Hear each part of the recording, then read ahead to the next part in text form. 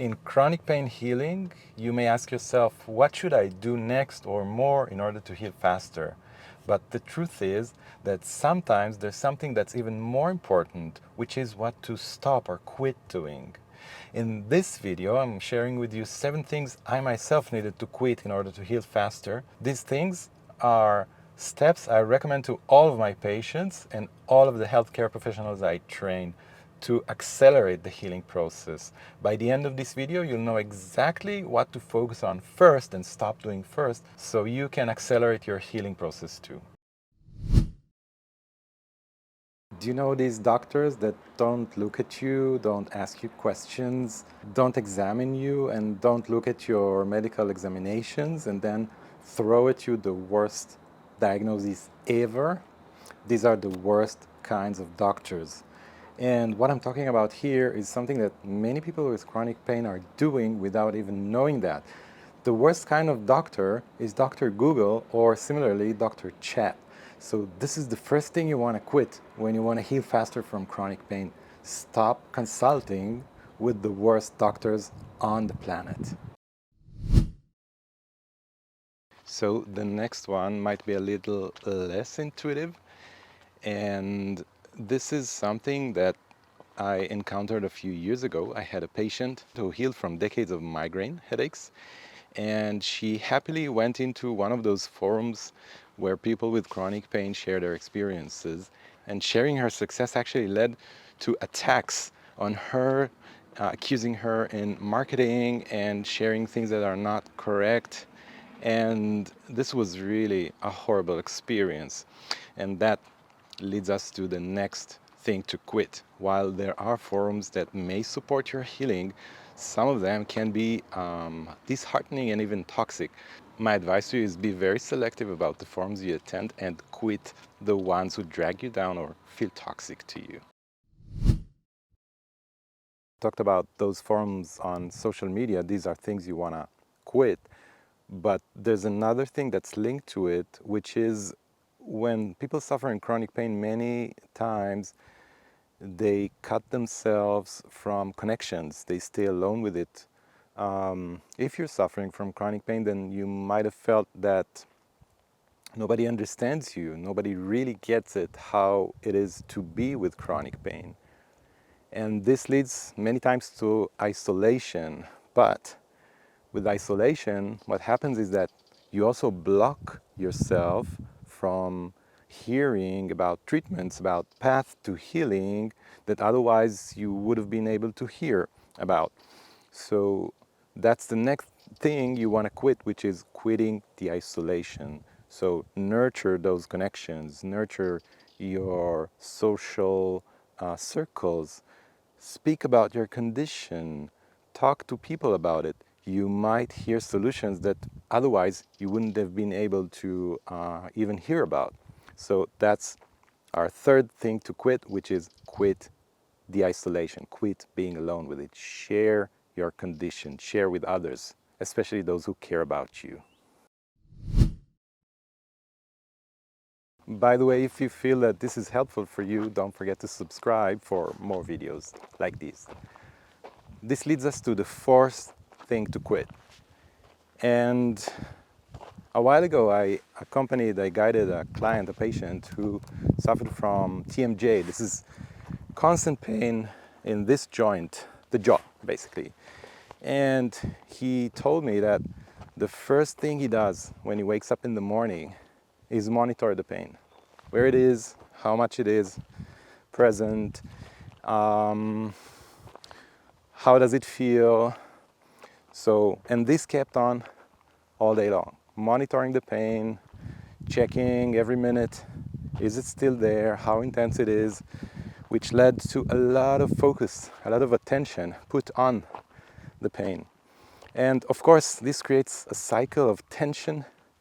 With tension comes more pain, more frustration, and this elongates, this prolongs the suffering. And that's the next thing you want to quit. You want to quit monitoring the pain. I know it might be hard, I know it might be challenging, but that's quite essential. And instead of monitoring the pain, start monitoring your successes. Even if these are small steps forward, you want to pay attention to them. And you want to shift your attention from monitoring the problem to monitoring your ability to change. Even small changes count. When these accumulate, basically this is how healing takes place. Quit monitoring the pain, start monitoring or following your progress. This leads us to the next thing you want to quit. A few years ago, I met a young woman, mother of four, who basically stopped moving because she was so afraid that movement will worsen her situation. And after starting working with her, the first thing we worked on was to stop being inactive and regaining her ability to move and function on a day-to-day basis. Functioning as a mother at home, doing the house chores, and also gradually going back to physical activity and back to work. And that's a crucial thing when you suffer from chronic pain. Many people are afraid that movement will cause more harm in their body, not realizing that not moving will actually worsen the pain over time. So you want to quit being inactive, you want to stop not moving and regain activity. What kind of activity? So usually you want to do functional activity, as we've said, the things you love, the things you like, the things you want your life to be filled with. This leads us to our next thing to quit, which is directly linked to the previous point of movement. With chronic pain, many people become almost obsessed about strengthening their core or managing their posture, which puts a lot of emphasis on the structure of the body.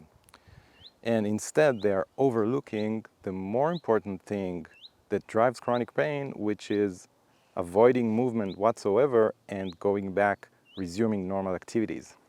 So this is another thing you want to quit. You want to quit the overemphasis that's put on the structure of the body, strengthening the core, and managing your posture, and instead focus on functional movement, focus on going back to daily activities, go back to doing things you love. Do it gradually, but do it with joy and with the focus of basically regaining control over your life. So that's the next thing to quit. Quit the overemphasis that's put on strengthening the core and correcting your posture. Focus on functionality instead. The next point is the seventh, and it's one of the most important ones. Many people with chronic pain don't know how pain is created in their body. If you suffer from pain and I would come and ask you the question, so how is pain created in your body? Chances are you won't know the answer. And this is true for, I would say, 99% of the people that I meet, both patients and also practitioners. If you try to heal pain without knowing how it's created, and we have lots of knowledge lots of new knowledge that has been discovered in the last 20, 30 years. And if you try to heal your pain without this knowledge, it's like trying to find your way in the dark. Knowledge is like the torch that can lead you the way, that can show you the way. Without knowledge, it's really, really hard to navigate the convoluted and many times and oftentimes complex healing journey from chronic pain. With knowledge, you can direct yourself in a safer and clearer way so that you can experience true progress from the outset, from your very first steps. So quit the guessing game. That's our seventh point. Quit trying to heal without knowing how pain is created. When you know how pain is created, then you're equipped with a very powerful tool that can help your healing journey. Let's recap. These are the 7 things you want to quit first to heal faster. The first one is stop consulting with Dr. Google. The second is quit social media forums that only drag you down. The third, don't stay alone with it. The fourth, stop monitoring the pain. Instead, monitor success. Focus on what's been improved. The fifth is quit being inactive. The sixth is don't obsess over strengthening your back or core. Focus on functional movement instead. And the seventh is stop the guessing game. Quit the guessing game and acquire the right knowledge about how to heal from pain. If you feel that this has been helpful for you, don't forget to like this video so other people like you that need this knowledge can also approach it. And if you want to learn more, watch this video here that can teach you more about how pain is created and how to accelerate your healing process.